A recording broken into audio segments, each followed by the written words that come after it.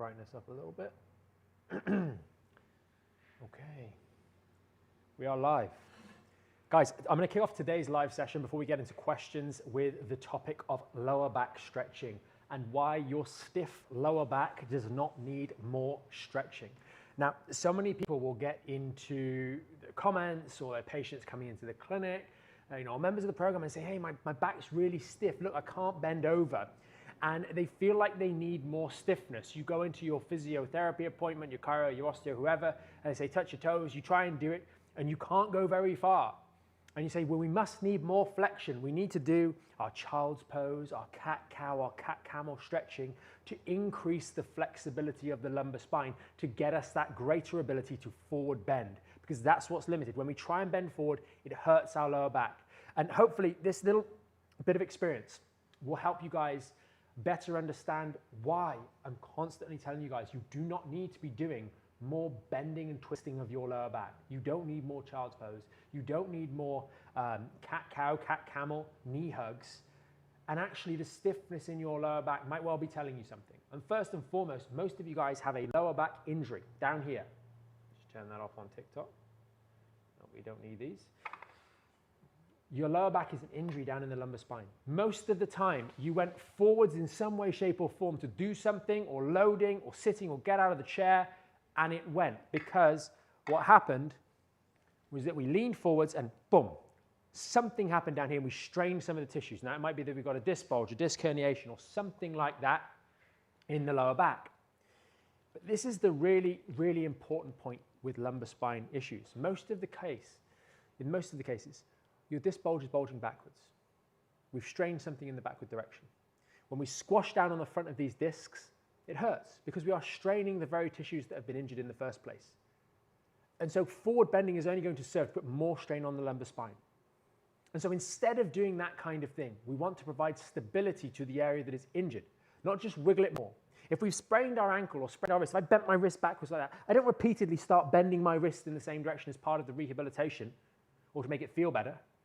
I focus on providing stability to the joint, protecting the joint, and helping it go through an appropriate healing and recovery process. What's more, from experience over the years, we used to regularly have X-ray imaging, not regularly, I would say, every patient for the first 7, 8 years of clinical practice, every single patient, more or less, had spinal imaging alongside their presentation. And you realize very quickly there are things going on in the lower back that actually you didn't realize were going on from the physical examination. And this is why I still to this day maintain that actually imaging is really, really helpful. It shouldn't be cause for delay, but it is very helpful in helping you. Arguably, actually, regular imaging, if you're engaging in it properly, is most powerful for you, the clinician, the osteopath, the chiropractor, the physio. Understanding the spine better, because the physical, the anatomy education that we get as undergraduate osteopaths, physios, chiros, is not of sufficient magnitude. And from what I've heard of late, especially in the physiotherapy example and chiropractic example, because I've spoken to people in those professions lately, the education is moving further and further away from a mechanical issue at all. And just try and let that fly with patients, saying it's all in your head. So many of you guys watching this have been told that kind of thing in the past. But when you have this experience, seeing patients, you understand that the lumbar spine should have a normal backward bending curve. In the upright position, when standing from the side, the person should have a smooth lordosis in the lumbar spine, meaning a backward bending curve. They should have a kyphosis, meaning a forward bending curve. And they should have in the middle back, the rib cage, and they should have a backward bending curve in the neck, a lordosis. The lordosis and the kyphosis in the various areas have slightly different values, just based on the part of the spine it is. The lumbar spine is a bit more of an ellipse. The cervical spine a bit more of a circle, a circular curve, uniform curve. But most of the backward bending in the lumbar spine should come from the L4, L5, L5S1 interaction, and to a lesser degree L3-4. And then it starts to taper off as it goes into the opposing curve in the thoracic spine. If I stand upright like this, and you only know this if you've had a lot of experience with patients having a physical exam and load-bearing imaging done at the same time. Otherwise, you're just ignorant to this problem. And that's probably why so many people recommend knee hugs and child's pose, by the way. Anyway. When I'm standing in this position, I've got normal lumbar alignment, as we have to assume that most people with a back have normal lumbar alignment. When I go to bend forwards, I have all of this range of motion. before my lumbar spine is eliminated, my lumbar curve is eliminated, and then I go and bend over. What you found over the years, I'll come closer in to the camera for this one, is that for a lot of people that have particularly long-standing lower back pain, when they are standing upright, they are standing like this. They've got an elimination of the natural lordosis. So when they go to bend forwards, they don't know they have this, by the way. And I'm not saying this to scare people, I'm just saying this to point things out, right? Your spinal curve has been reduced, so you don't have any more flexion in the lumbar spine. It's not a function of the fact that you need more forward bending. You're already stuck in forward bending in the lumbar spine, but you're standing up. And this is one of the cool things that we do with the members in the program. Earlier this year, maybe a couple of months ago, we had one of the members upload their flexion extension imaging. And so what you found in this individual, because we measure these things, a lot of the times, you know, you guys go, oh, you look like you've got too much curve, and they're just looking at a physical exam. They're not even measuring things. But this individual had their x-rays. They had a flexion and extension x-ray done, meaning they had an x-ray standing like this, normally. They had an x-ray standing like this, and they had an x-ray standing like this. And what you found is that in the standing up x-ray, normally, they were like this. When they bent forwards, a little bit more bending went through. And by the way, the forward bending in the lumbar spine that did come into the spine when they bent forwards went through the injured segment, right? And some of the other ones remained still and didn't move. Do you know how? Because we measured it specifically to the degree. And do you know what happened when they stood back up and when they bent backwards? When this individual got into a position that looks like this from the surface, their spine wasn't even in the neutral, let alone an actual increase in the curve, which should happen.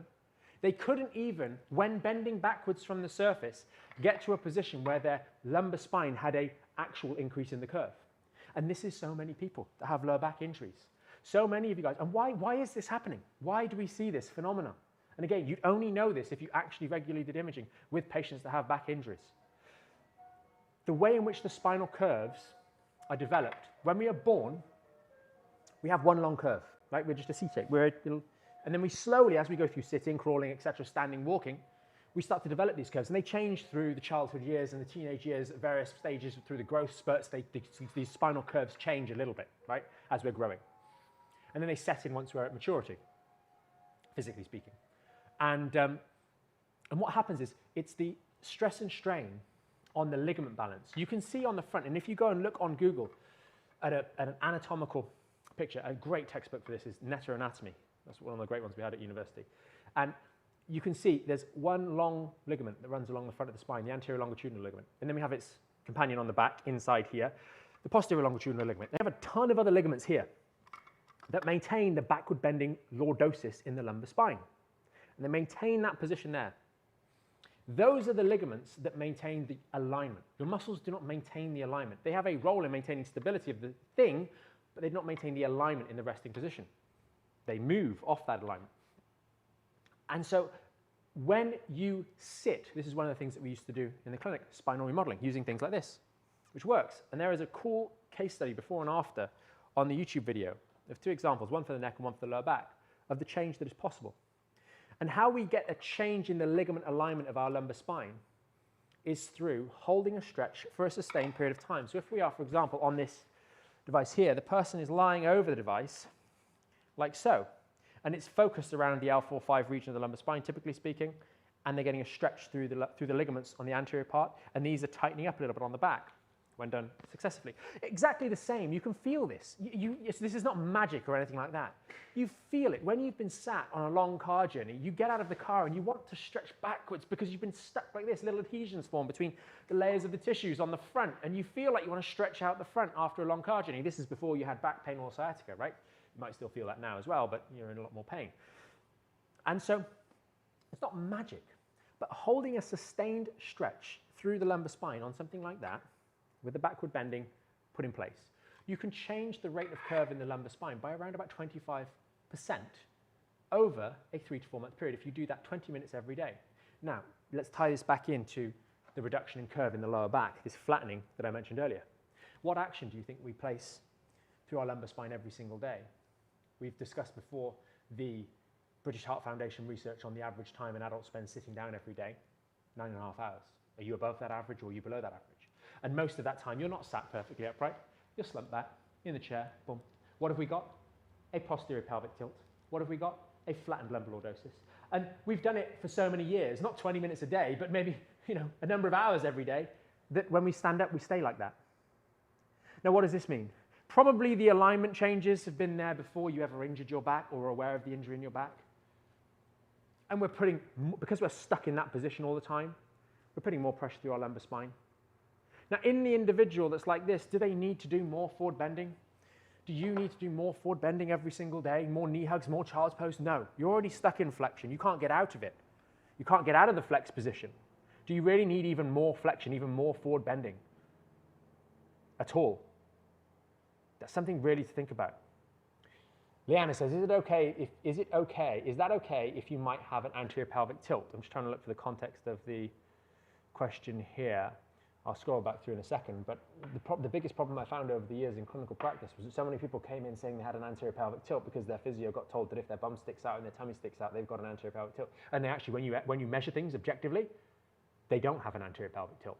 They're most likely just to be normal. And their second most likely event is that they actually, if anything, they have a posterior pelvic tilt, generally speaking. Now, sure, we did come across people that actually had an anterior pelvic tilt, so significantly so in some scenarios.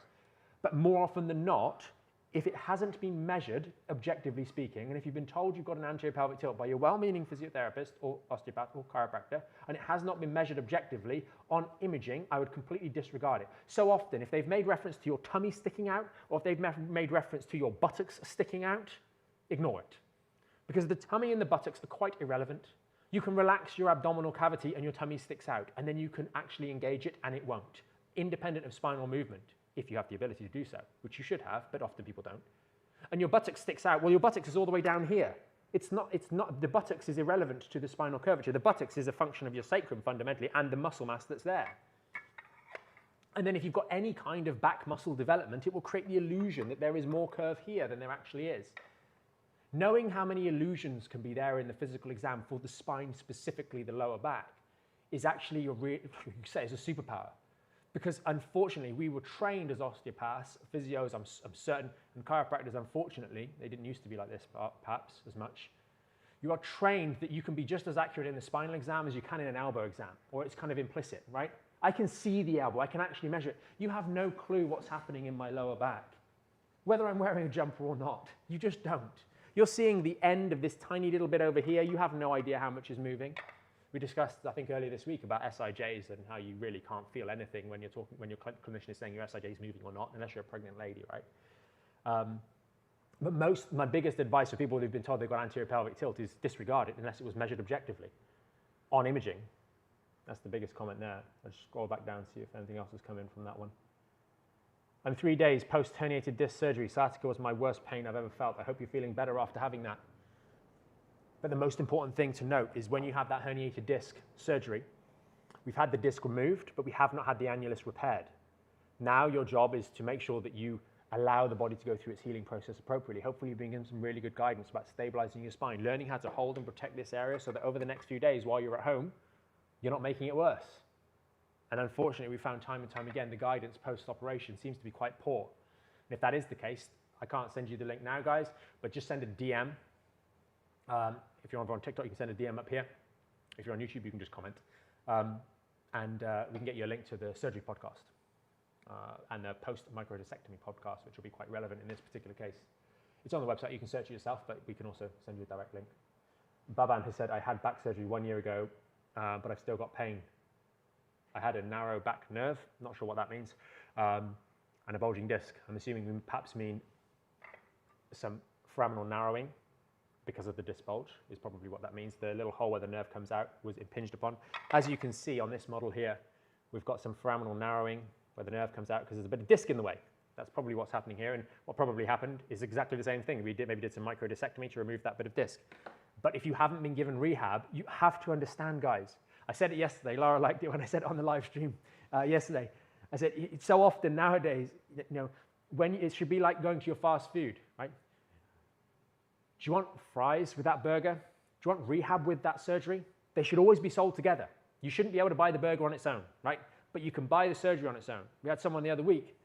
They said, oh, they pay £10,000, so 13, 14 US to have a surgery, and then they're given no help whatsoever. So if you haven't been given rehabilitation instructions, that's a problem. If you guys are looking for back surgery, not that people go looking for this, but if you're looking for a surgical intervention or opinion, that surgeon should be talking about the need for rehabilitation. At the very least, your levels of significant inactivity have degraded everything else while you've been so inactive dealing with the L5-S1 disc herniation, that you need to re-strengthen everything else that has deconditioned as a result of your inactivity, as a result of the second order consequences, if you will, of having that herniated disc at L5-S1. So the rehab should be the basis that then something else is added on top of, not an afterthought. And unfortunately, too often it is. What have you got? Any tips for arthritis in the lower back? This is fundamentally what we're talking about. Arthritis, I would suggest, is more of a catch-all term, for meaning you've got something wrong in your lower back. We'll call it arthritis. There's a bit of degeneration there. There's a bit of wear and tear there. Great. Just because there's wear and tear there doesn't mean there can't be an active injury right now. If you're experiencing pain, I think the biggest differentiation, you guys can see my finger knuckle, right? This finger knuckle here is larger than it otherwise should be because it has some arthrosis in it. Degeneration of the joint because it's getting irritated at jiu-jitsu, and you can kind of see it at a lesser degree on this one. If I catch that funny, because it's of a lesser quality and it's being abused and it's not going through complete healing, the soft tissues at this joint are degraded. Think of that as your lower back. And so the soft tissues are more vulnerable to irritation and aggravation. So we call that arthritis, but maybe we should consider it, we have arthrosis in our lower back, i.e. a degenerative change at the level of the lumbar spine. And we're so focused on the actual bony change that gets talked about. Oh, I've got arthritis. Like, you've got arthritis, I got arthritis. Everybody's got arthritis, right? We're not thinking about the fact that we've got a degenerate joint, and the soft tissues around that joint can be interfaced. They can be influenced, sorry. They can be got better, stronger, healthier. You're not going to get rid of the degeneration. That knuckle is never going to look normal again. But if I don't aggravate it as much, and if I can build strength around that area, thinking of the lower back, then I can protect that area better, so that I aggravate the dysfunctional soft tissues better, so that they can go through a healing and strengthening process, so that that area of the spine can shore itself up and become more resilient to load, more resilient to strain. If you have a microdiscectomy, you must do rehab. Yes, Sophie. Thank you for that. Correct. Topots has said, I'm now up to 30 kilograms deadlift, still a way to go to body weight. Awesome. Topots said, jiu-jitsu, lol. I got this way because I took up BJJ at 48 and didn't warm up and threw myself into it crazy. Yeah, like the big thing, whether you're whether you're recovering from back pain or you're an uninjured individual, it doesn't matter what age you're doing it at. You'll get away with stuff more maybe if you're younger, but you've got to be smart with the way in which we get into these things. We have to be smart with the way in which we get into these things. If we do silly things, we're going to get silly outcomes, and we don't want those outcomes, right? We've got to get conditioned. And with something like jiu-jitsu, not to get off topic, we've got to train smart. We have to train smart. Otherwise, we're going to put ourselves in vulnerable. And it's the kind of sport that you can, with strategy, do well into your old age. It's just the case that we have to go about it in the best way and maybe be a bit more selective with the partners that we are sparring with. Alois said, quite often you comment on the fact that people don't have enough resistance training. Do you have any comment relating to one of us where fit, working out plenty, but simply crossed the line by doing way too much? I was doing squats, deadlifts several days per week, ignoring my pain level, pushed through eventually. Blah, blah, blah. Yeah, I mean, so one of the things is there are a lot of people in the gym that are training but don't train well. And what I mean by that is, why are we doing heavy squats and deadlifts several days a week? You've got to give the several days a week. To me, that's implying like we're doing squats and deadlifts like multiple times a week at a high level. And we're probably doing reps of 2, 3, 4, and 5 reps, I'm suggesting. Also, the other thing to bear in mind is fit. I don't know what fit means. Fit doesn't really mean anything. We need to talk about objective markers because actually, and I don't mean this to be insulting in any way, shape, or form, but there are a lot of people that say they're fit that just walk, right? That's not fitness. You need to have some objective measures, and that's the big problem. That's not to say everyone has to do that, but you need to have some degree of objectivity. I squat this much, I bench press this much, I can run this far, this fast. I do a 5K in this time frame or 2K in that time frame. Or I can go for example, an hour's worth of rounds at jiu-jitsu for 5-minute rounds for this long, and my heart rate can get up to here. I've got this VO2 max might be a good measure that you can now get, if you're using these fitness trackers and that kind of stuff, right? We need numbers on these kind of things, but certainly being strong does not preclude you from errors. You can push yourself on the squats, on the deadlifts, and you push yourself that a little bit too hard. We all know we've been there. The difference is the individual that is strong and is competent at training, because there are people that are strong that have built strength in ways that they're, for example, if I use the example of golf, only because I was discussing this with a friend the other day, there are plenty of people that manage to get an awful swing and make it work for them. And this is the same thing with the strength, right? Okay, for those of you that have worked out in the past and feel like you're strong, but you then injured your back. You've got a funny hook on your golf swing and you move in a funny way, and I'm by no means an expert in golf, by the way. And when you go to fix your golf swing by doing it technically correctly with instruction, you find your game gets a bit worse temporarily. But then it goes on to new heights. And there are a lot of people in the gym that are using substandard techniques that are not ideal, that they aren't getting away with. But when they get an injury, it's going to become a problem. Where have we got the additional comment from Ollie? He says, my objective measures were 5K below 20 minutes. That's nice. Squatting 150 for 5 reps, nice. That's the reason I did consider myself fit, which is fair. But my body broke down simply doing way too much. Often, we go through that process of under recovery. At that kind of level, we're doing well. We are by all intents and purposes, yes, we are a fit individual. But are we burning the candle at both ends and under recovered? That's the big thing in those individuals that are working out a lot. Are you actually recovering appropriately? And by the way, you can still injure yourself getting, you look at elite athletes of all persuasions will get injuries because they push themselves to the limit. If we're doing five reps on squats, we're probably pushing ourselves to the limit. Every so often we're doing 2s and 3s. Hey, I'm doing it on my bench press at the moment, and I've done 5 reps, I've done 2 reps, I've done, as I mentioned before the other day, deadlift 230. That's light by some comparisons, it's heavy by others. But that was for 2 reps. Could my form got a bit too wobbly on one of those reps and I hurt myself? Yes. But I've got a lot of muscular strength and support to protect me, and if I go through a smart rehabilitation process and weed out some of those errors, I'm going to do well. We have members, for example, that do CrossFit or other powerlifting events. Some of the things that you will do in a competitive powerlifting environment, like, for example, as we go down with the bar on and we round our back and we poof, back up again, or we drop really fast and then bounce back up again when we're doing our squat, we're getting a little bit of spring out of the system. Yes, that's great when we're going for a powerlifting competition, but that is a problem when we're going through a recovery. Why? Because in that instance, when we get that little butt wink at the bottom, that little bit of roundedness, we are relying on the intact tension through the entire musculo-ligamentous structure, tendinous structure of our lower back to provide a little bit of elasticity to help those muscles come out of the hole on the bottom of the squat in the competitive arena. But now we don't have that continuous, strong, musculo-tendinous, ligamentous chain, we have a weak point. And so when you do that old habit that you had from your hard squats before you had an injury, you keep hammering L5S1 every time. And there's only so many times before that, boom, we've got a problem. L5S1, significant herniation, called Aquinas syndrome. So we've got to bear in mind, we've got to really evaluate ourselves. That's why textbook technique comes back in. And then sure, if you want to go back into the competitive arena, that's fine. All the competitive arenas have risk running with them. For example, my meniscus. In training, not even in competition, in training, both meniscus on the left knee. He'll tear. Tara said, form and recovery is so important. And it really is. There are a group of you guys that actually, motivation to train is not the problem. In some ways, it is the problem in other ways, in that you need motivation to stop the training and let yourself recover a little bit more. And that's not stop for extended periods, that's give yourself those rest days. But you feel like you're going to go insane if you're not going to the gym. And you've got to find a way to make that balance so you're not overtraining and under-recovering. It's really interesting on TikTok. I'm getting these little AI notes. It's telling me, it said, here, talk about back pain Q&A and L1 fracture recovery. Interesting. Charlie has said, I have lumbar degenerative disc disease now. For the last year, I have severe pain in the coccyx. Great one. Often you get that pain in the coccyx or the tailbone when you're sitting down. This is a very interesting one. When you sit down, you see the coccyx here? The floor is here. You can see the coccyx is not touching the floor, yet it hurts when you sit down. You are not sitting on your coccyx. You're sitting on your lumbar spine. And so it's very common that we have this issue at L5S1.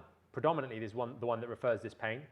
that is giving us this referral type pain down over to the coccyx area. And then you get all sorts of funny cushions that you sit on that don't do anything, but arguably make you sit worse.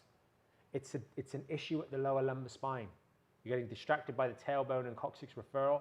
You need to focus on the root cause of the problem, do the rehabilitation work, build up strength and resilience. Remember, when you are sitting, you're putting 40 to 90% more load through the lumbar spine, which equates to around about 20 to 45% of your body weight. So Charlie, if you're not doing 20 to 45% of your body weight on a squat or hip hinge in your rehab and you're only doing 10%, then we've got a way to go. It's perfectly reasonable that we're going to have some trouble, because you know that if you do 15% of your body weight on a squat, it hurts your back. Well, of course, then sitting is going to be a problem. It's a low tolerance issue, but you will be able to build it up if you go through the rehabilitation process. Christian said, I'm on session 13 of IDD, but felt no improvement. Is that common? Do I give up and just do rehab? Christian, you should be doing the rehab alongside the IDD. We should definitely be looking at what else we're doing. Having a conversation with your clinician alongside this is really, really important. What we're doing outside of the clinical environment is going to be vital. What rehab we're doing, where we're up to on our rehabilitation work, those are all things that need to be explored in detail. I forget if you remember. If you remember, get in the group and give us an update on what's going on, a little bit of details, where you're at in the program, etc. To help you more. If you're not a member of the program, well, we've got to do rehab. IDD decompress. Like we had one of the guys over today, one of the clinics over in Oxford, about the IDD. This was a clinician, an osteopath, not a patient. And she's talking about, you've got to do the rehab. Otherwise, you walk out of the clinic and I don't know what you're doing. You might be being careful, but have you been given guidance? You don't know what you don't know. And that's why so much of the program is educational. So much of the program is educational. So there'll probably be areas that we're tripping ourselves up. Oliver said, thanks for the answer. I think under recovery definitely applied to me. Oliver, I certainly know when I was at university, so I got my back fracture in my first year of practice. And I think that was due to still trying to work out hard in the gym whilst having to deal with the benches that are this high, doing manual adjustments on hundreds of patients every week. And then it's just that stress fracture at L5. I think that's probably what it is to me, because I just tried to burn the candle at both ends, right? And so that might be something that's happening for you guys. You guys need to manage your work strain, your daily life strain, with your working out. And there needs to be some kind of balance that comes there. And that's unique to each individual. That's one of the things that we need to work with you guys in the program in phase 4. Once you get to a good level, we need to find some kind of synergy. We need to find a kind of plan for long-term health and well-being management, specifically with the lower back, but otherwise as well, that really works. And certainly, if we are in that category of being somewhere in the region of 16 to 24-year age group, there's almost a 90% chance. If you're someone that likes going to the gym, you're overtraining, I would suggest. Certainly, I think back to a lot of the guys I was training with at that time, would certainly be the category of overtraining. Or if anything's going on, that's the issue that's going wrong. Overtraining and under recovery. Christian said, they gave me knee hugs to help my lateral shift. Yep. Not ideal. But that's the philosophy they're operating from, Christian, I'm afraid. That's difficult. That is difficult. Don't know what else to say there, unfortunately. I'm sorry. Gaia said, hello, Mike. I'm in phase 4. I do outdoor walk every day, 3 miles, 3.85 miles per hour. Question, is it okay to wear a weighted vest while walking? And what would be my recommendation?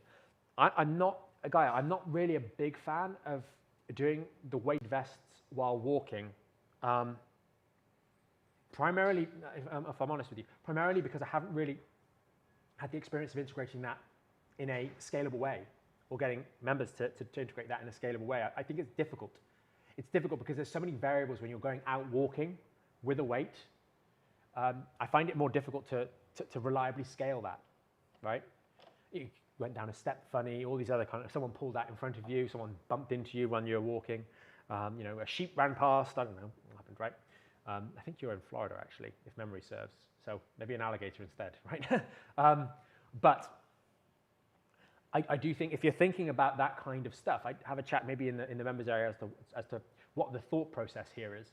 And maybe you might be thinking, do you know what, maybe I could add in some farmer's carries. So that might be more useful, right? Because that allows you to work maybe the grip strength, maybe that's a factor, okay? Or suitcase carries, where you've got the weight in one hand. So now I'm able to walk forwards and backwards and get a nice bit of stimulation through my midsection.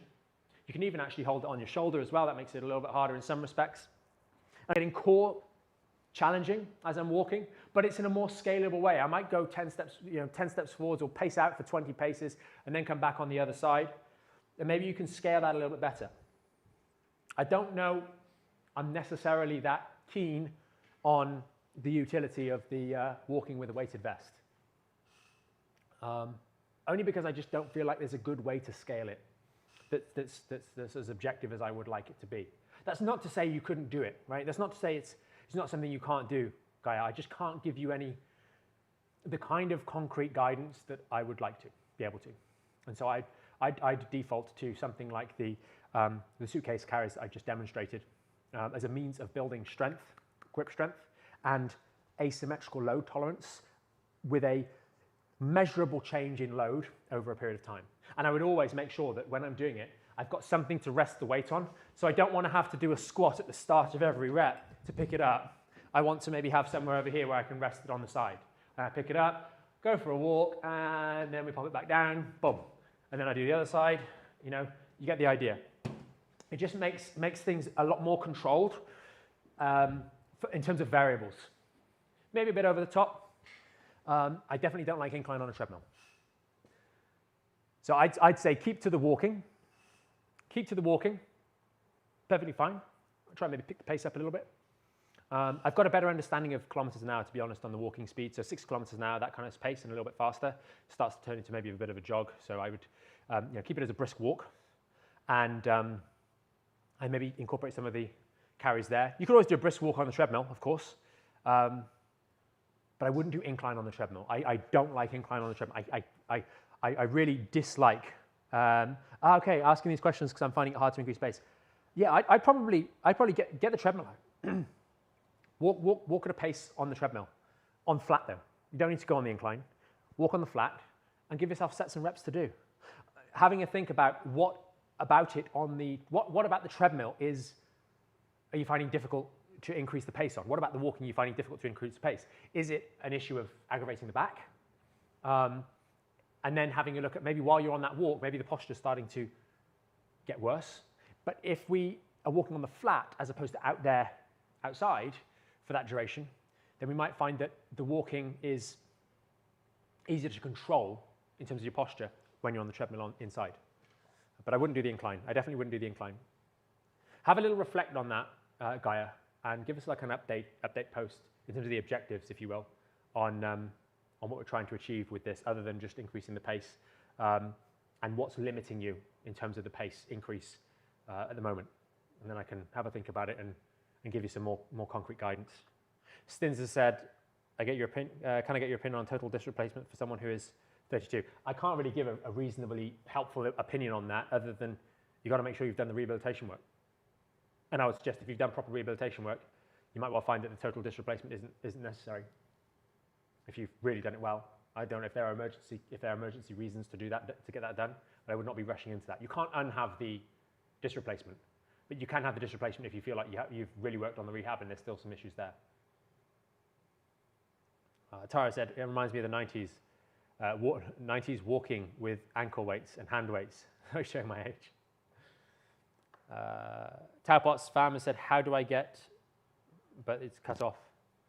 Yeah, Guy, the reason I don't, so treadmill incline, 2 issues. Number 1, we're doing it on an incline and we're holding on to the top of the treadmill, which basically negates the reason to do the incline. Option number 2 is we're actually doing it properly, but we're walking uphill. Not good here.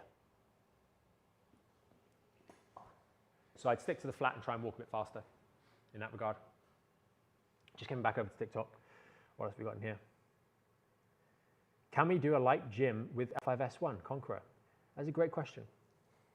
And Chippers has said, can I heal myself if I follow your program? The program is how to safely get into doing exercises. In phase 1, we talk about learning the choreography of the simple exercises which teach you to stabilize the spine, help these lower back injuries. Your body is healing yourself every single day anyway. The problem is that you're tripping up that process. And so the program helps you stop tripping yourself up and support the recovery process that's trying to take place in your lower back. And then later on in the program, more so phase 4, phase 3, phase 4, actually helping guide that process. Answer the disc this question: how strong do I need to be? Capable of bearing 5 kilos, 10 kilos, 20, 30, 40, how much? And then you use your rehabilitation to put strain carefully through this section of the spine so that it can adapt over a period of months. We're not talking about days and weeks, months here. And so the answer to that is yes. And Conqueror, I would look at the program to give you guidance. You don't just go to the gym when you've got a back injury. We had someone on the comments, I did it earlier today on TikTok. They said my physio was doing exercises, they were just doing a bunch of stretching for a while, and then that didn't work, so they said, oh, well, just go to the gym and do some swimming. That is not rehab. That is not rehab. You need to have a plan. There is a goal that we are trying to achieve. You can either wing it and do trial and error yourself, or you can start to follow something that has a structure that is objectively tied to having some kind of understanding for the status quo in this lumbar spine, using objective measures, the ability to load bear. None of you guys will come into the program. I can think of one person off the top of my head with a radial herniation that's come through the program or through the clinic, of thousands, by the way, who's doing any kind of significant loading pretty quick, like within a couple of days to a week or so. Most of you guys are not doing loading. If the thought of putting 2 or 3 20s on the side of that bar, or 2 or 3 10s on the side of that bar, and doing a bunch of squats is absolutely fear-inspiring, like, that's going to be the case for most of you. So you start with learning how to perform safely the squat, maybe holding onto the back of the chair. You guys can all do this to some degree. You might not even be able to do this very well. So you need to control, you need to learn safely. Before you start playing around with a token weight, which might be your water bottle, and you do a little squat like this. Before you then decide to pick up something that looks like a dumbbell, oh look, here we are. And then we do some squats like this. Before we start to progress on our squatting to use something like the 80-pound kettlebell here, before we go on to use the barbell. That process for some people will take a couple of months, maybe 4 to 6 weeks before they're on the barbell. For others, it might take a couple of months to get there. A wall squat is a bad idea. Why are we doing a wall squat? Why are we doing a wall squat? Why are we doing squats at all? Because the squat is teaching us a movement that we do every single day. Next time you're doing a wall squat, imagine what would happen if you removed the wall. You're learning something that's pointless. It's a waste of time. If you're doing a wall squat, you may as well do an actual squat. And if you're doing it for isometric holds, just hold a normal squat. No need, no need. I don't see the value in them at all. You're only learning how to perform a squat badly. Sure, you can stand it, but like if I can do a wall squat leaning against the wall, I'm not going to lean against that. If I can do a wall squat leaning against the bar here on my neck, if I can do this, why don't I just do this? What's the difference? Other than one is more applicable to how I move in the real world and requires me to have balance and coordination, and the other I'm just leaning against the wall. You know, leaning against the wall is my rehab. That's not rehab. What other questions have we got here? Guys, we've been going for about 40 minutes or so. Hopefully this has been helpful for you guys. If you do need more help, just before I get into some more of the questions here, if you need any more help with your back, I would strongly suggest if you're on TikTok, check out the link in the profile page, watch the video there. It explains a bit more about the program. It will help you. And if you're over on YouTube, I will try and paste it into the chat here now. You can go and watch the video there and you can sign up there as well. And Stins, I didn't mean to be mean in that scenario, but I hope you got the idea. Mejul has said, how do you see cardio in the recovery process, do's and don'ts, to keep the heart well after a longer immobility, but not to injure the spine again? Pilates, we said Pilates. Pilates is not cardio. I mean, it might be hard, and that's not to disparage against Pilates, but I wouldn't put that under the category of cardio. I don't see any need to do biking or rowing. I think they're a waste of time. That being said, I've got a hit bike, an assault bike right there. I need to build. So, you know, the assault bike I think is quite a quirky one, and that kind of goes against the Typical advice, which is don't do biking, but it's like the spin class, rounding the back over. I can explain that more if any of you guys have any specific questions on the difference between the air bike or the assault bike and regular cycling.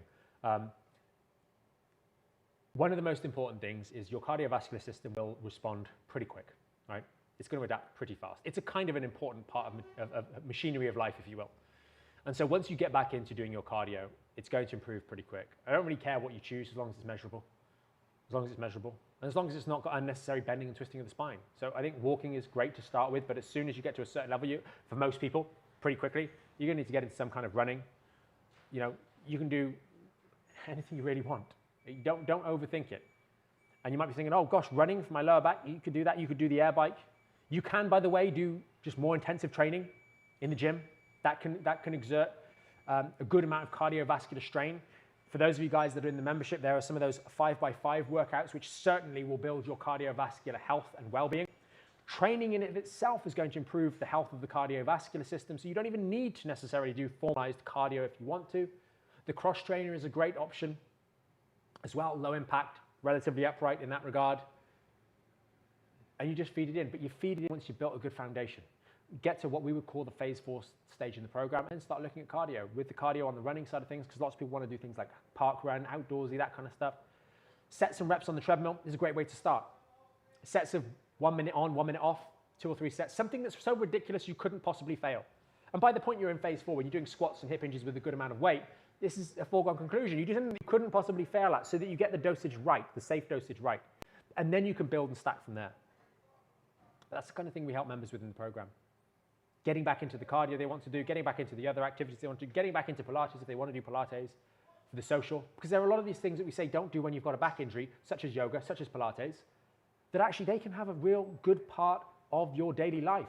Just like golf can, just like swimming can, just like these other hobbies and interests that you guys have. They bring something else to the table.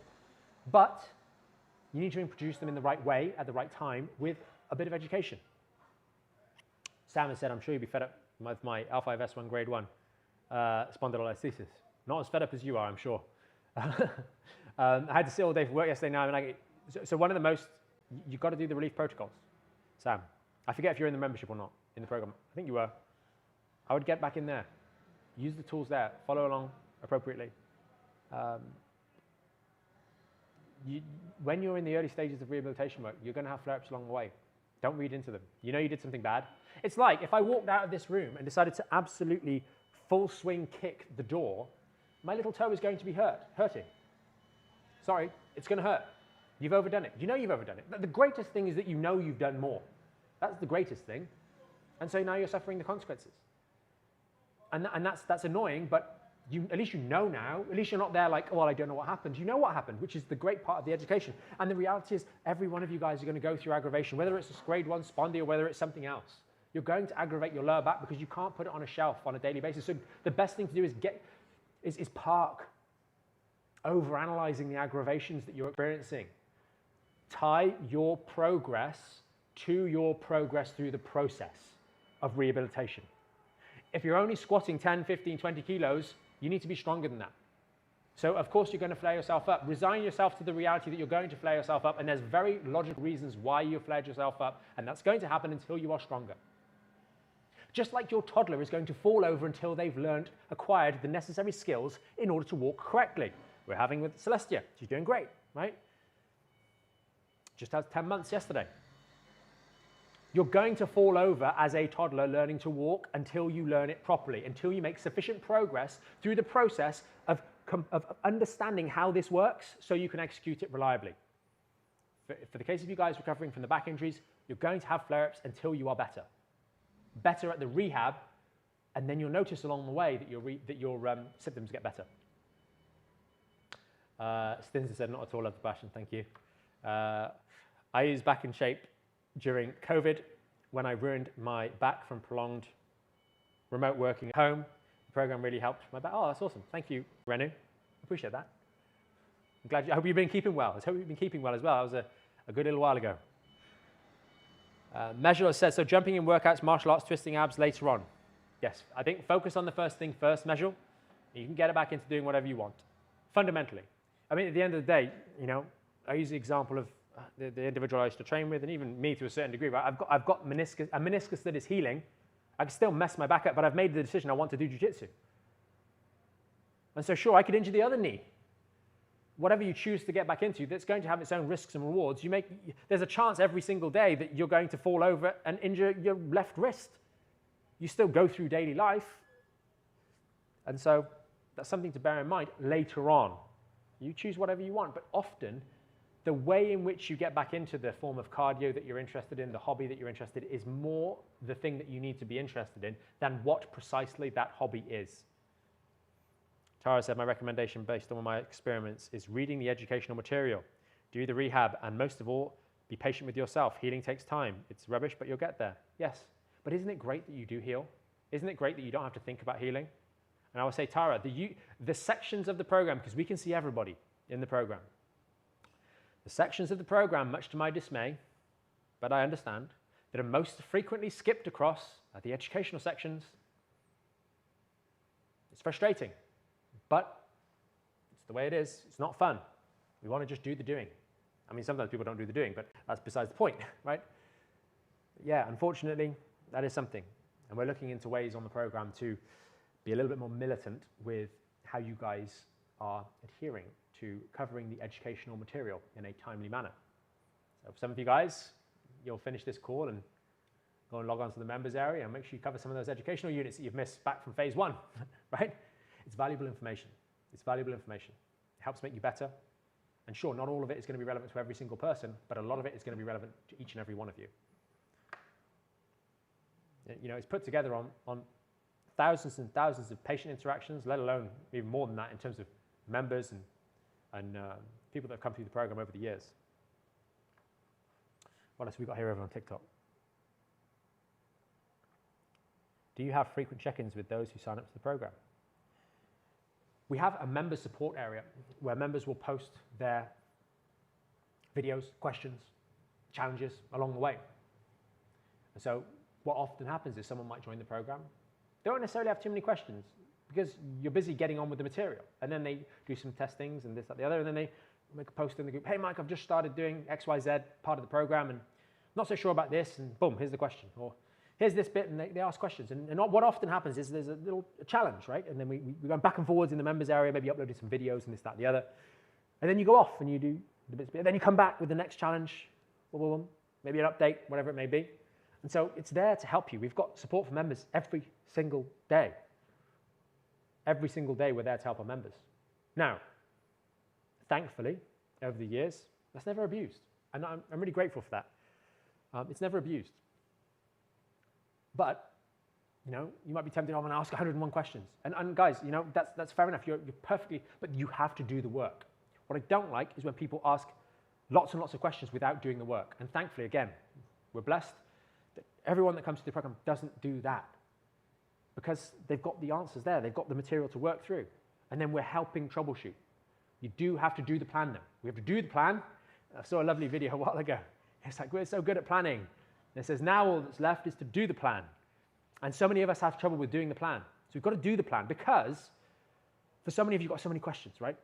But how the symptoms are going down the left-hand side and how you can measure, like I said the other day, how you can measure that there's this little mole that you've got here and 1/4 of an inch to the left and then 3 inches down is where the pain is. You know that to a detail, but you still haven't explored precisely where on a dead bug you're getting aggravation. And that needs to be done. So when you join the program, you've got to do the work. And it's doing the work that reveals to us new information. So many of you guys have been going from pillar to post, recounting the same story to a number of different people, and we haven't really had any new information. The most valuable thing that you guys get from going through the program in the early stages, those of you who have been struggling from a long period of time, is new information. I've been struggling with this back pain, this sciatica, for the last 6 years. I haven't been going anywhere. I've tried injections, it hasn't worked, and 16 different treatments and 7 different exercises. And then you go in and you go, I can't even lie on my back and wiggle my leg with a dead bug for half a rep. Well, that's really valuable information. The rest of it is immaterial. No wonder you've been struggling. You can't even lie on the floor and wiggle your back, wiggle your leg, without your spine moving all over the shop and aggravating the sciatica. That's really valuable information. So much more than what the surgeon said 16 years ago or 7 months ago. That's usable information right now that we can act on and that informs the process going forwards. Gaia, you do not have to apologize at all. You do not have to apologize at all. Is it okay to do simple kneeling yoga posture where you sit on your heels with your spine erect? I think the stage that you're at, Gaia, I don't think that would be unreasonable. I just really it's one of the nice things that we hope you guys get from the program is that you've got that understanding of a neutral spine. And so Gaia, you can now incorporate that into the yoga practice that you're about to do. So you're going to do some kneeling yoga, whatever it may be, and you're going to have a think about movements that are potentially provocative, and you're going to try and steer yourself around those movements as best you can. And so I would test it. If there's any particular poses or postures that you're getting into, take a selfie photo of you in that posture and say, guys, when I get to this particular position, it bothers me. Is there a workaround here? I have to go from A to B, position X to Y. Is there any strategy here? And what you'll often find with that kind of yoga is that as you make more progress through the rehabilitation process, you'll find that those kind of aggravations go. They're kind of like a little bit of a test. You don't just repeat those things, but you might revisit them in a couple of weeks' time after you've made some more progress on the process, the rehab. I said 1.5 times speed helps. That's probably me. No, that's fine. I watch more or less everything on 1.5 to 2 times speed, which I think has had an effect on the speed at which I talk on these videos, because people often say I talk too fast. It's just you're trying to absorb so much information. If you can absorb it, fantastic. Renu said, thanks for the shout out. I'm doing lots of walking since during breaks, dealing with the pinched nerve causing numbness, tingling in the hands, stemming from the neck and shoulders. Seen an osteopath since. Renu, have a look at the whiplash article. It might just help you with the understanding there. I'm just going to go grab it over here. Because we have been, for the last few lives, we've been getting some questions and comments about neck-related issues. Have a look at that, Renu. Might be helpful, at least in getting an understanding of the neck and how it relates to the symptoms that are going into the hands. It's often a lower cervical issue. Gaia said, it helps me with the quad and kneeling stretch. Oh yeah, definitely. And I would suggest that one of the really good ones is that couch stretch, where you can normally do it against a sofa. This is obviously not a very good sofa, but I'll try and get into this position. I think this might be too high. Yeah. That kind of position. That's a very good one. That chair's a little bit too high for me, but you guys get the idea. That's, I think, in the, Gaia, have a look at, I think it's the 3rd core relief routine has that stretch in it. That'll be quite a nice one. Because a lot of you guys, as you progress into the phase 3 and 4 part of the program, you do want to have a little bit more in the way of some hip mobility work to go alongside that, to help keep things supple and deal with the stiffness that comes as a normal part and parcel of the rehabilitation work in the latter stages. Just having a look over on TikTok, see what else we've got. And I think we're getting towards the back end of the live today, guys.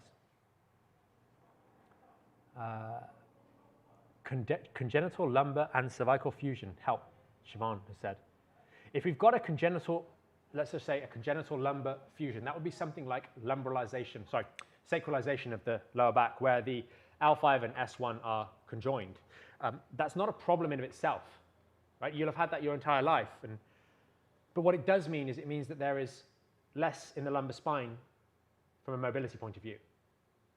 And so more movement has to go through each of these individual segments to make up for the loss of mobility at the L5-S1. And so with the lumbar spine, it's not the same as the hip, right? The hip is strong. It's a ball and socket in all ranges. Although mechanically the muscles will be weaker, the forces don't change as much compared to the spine. The further away this has to go, each individual joint, the more it strains specific parts of the soft tissues. And so in those sorts of scenarios, the importance of a neutral spine, building good strength and stability, having slightly more mobile hips is important. All of the sorts of things that we're talking about. Adam has said the common what was this? I'm missing the additional context. I totally agree with your concept, but it's weird that there's such varying advice on TikTok, such as the cat, cow, child's pose being advised. Adam, it's not weird at all. It's not weird at all.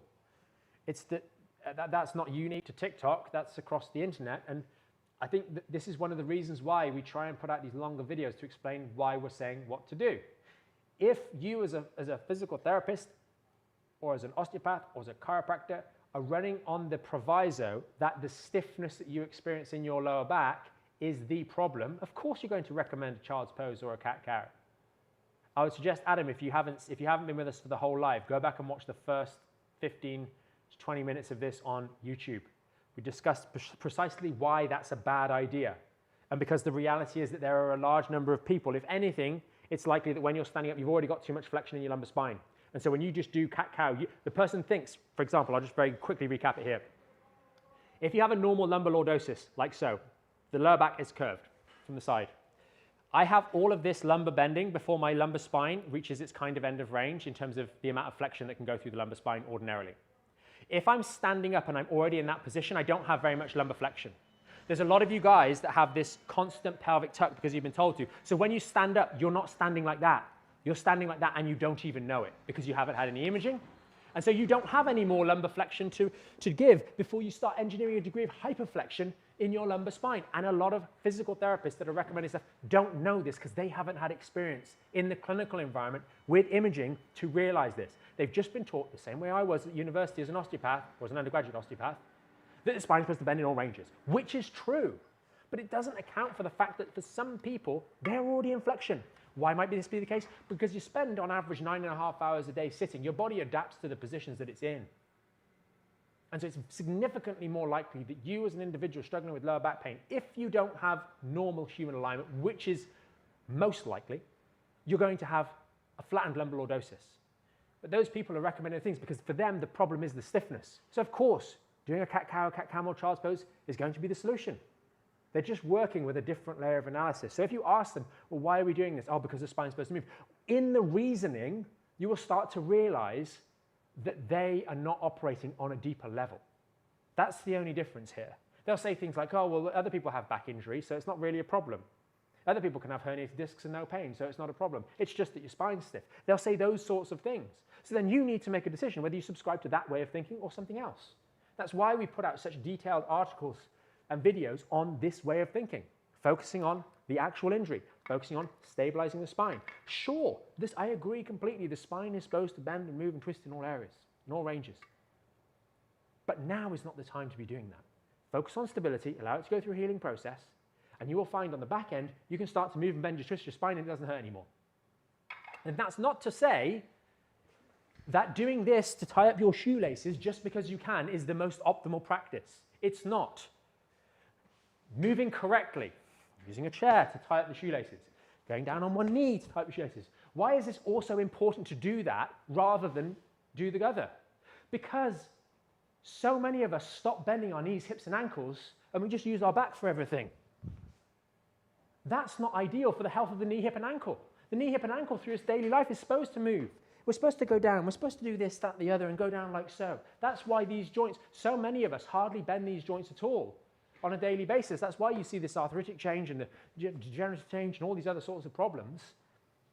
You're supposed to use your knees, hips, and ankles. You're not supposed to just bend your back all the time. So while you can, if you go through a learning process and you start to learn better ways of doing things, you'll find that your whole body improves from a health and well-being point of view alongside. Measure said, would you go bulking? That's to gain muscle mass. To compensate for height loss? I think we are. I'm not quite sure on that question, Measure, but what I am sure of is we are getting way too far into the weeds in that particular scenario. You would increase your muscle mass if you're doing things correctly. I'm not sure about the comment about height loss, but I think we're worrying about things that let's just focus on starting the rehabilitation process, I think. And that's the kind of question where I think a little bit more explanation is required so I can understand it a little bit better, I'm afraid. Rennie has said, thanks a lot, much appreciated. Stiff neck due to my job, need to be more active, get enough exercise. One thing for the necks as well, we talk about it on that video, that neck cloud is such a good device. It's like the towel for the neck. Decompress the neck. It's a very nice one. It'll be helpful, especially if you spend a lot of time, like that in front of a computer. What other questions have we got?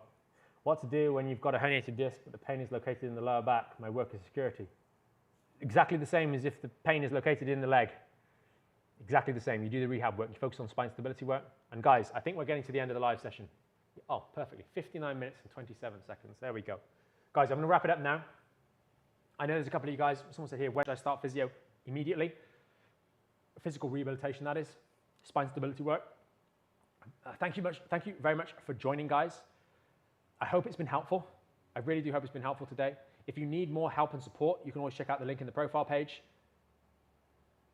For those of you guys on YouTube, the link in the chat as well, or the pinned comment. Someone's asked here, do you have a herniated disc yourself? No, I don't. No, I don't. I have had a pars fracture back in 2013, 2014, but you see a lot of people online, just because you've had a disc injury yourself and your body has naturally healed, right?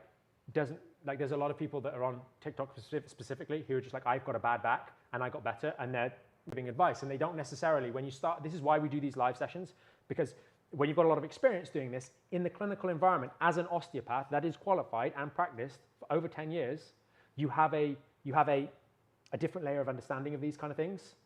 And so, you know, this isn't just, I had a bad back and I got better and I can help you too, because there's a bit more to it than that, I think. And certainly understanding the depth and breadth of a spine, of the back, etc., is really important.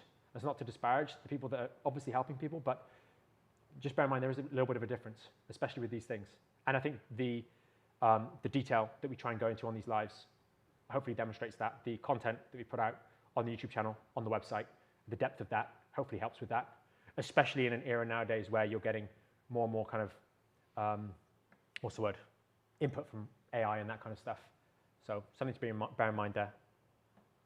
Guys, thanks on TikTok. If you need more help, link in the profile page. Just having a look through here. Oscar said, hi Michael, I have DOMS. I did hip hinge on Tuesday. What should I do on the squat tomorrow? Oscar, if you're still feeling like those hips are a little bit stiff, I can't remember what day you did the squat on, but I definitely do a lighter weight session. More so, probably in a discovery manner would actually be a good idea, Oscar. Get in there, do a couple of reps on, you know, your warm-up weight, and then maybe do a couple of building up to the consideration of whether you're going to do your max weight on tomorrow's session. Spend today doing some good care of self stuff. I forget what time zone you're in, Oscar. Spend today doing some good care of self stuff, massage gun, that kind of stuff, and be flexible with what exactly you end up doing in tomorrow's squat session. Maybe you're doing, I'm just going to use rough examples for me, right? So I'm up to 100 kilos on the squat now, again, thankfully with the knee. But I'll be like, I'll go in and do my warm up on 60 kilos. Then I'll go up 80 kilos. And if you got up to 80 kilos and you're thinking, do you know what, I don't know about that 100, just stick on 80 kilos for a couple more sessions and just open everything out a little bit. Just do some nice reps, active recovery, sub-maximal, and then, you know, finish the rest of the session as is. And the next squat session, you can go back up to doing your full 5 sets of the, I think it was 75 kilos. That's probably going to be the smartest strategy. Hopefully that makes sense. Be flexible. That's all we've got to be flexible, because now you're at a point, Oscar, where you're working out hard, you've got some good range of motion. That's not an issue at all. We just need to build, you know, continue to build that resilience.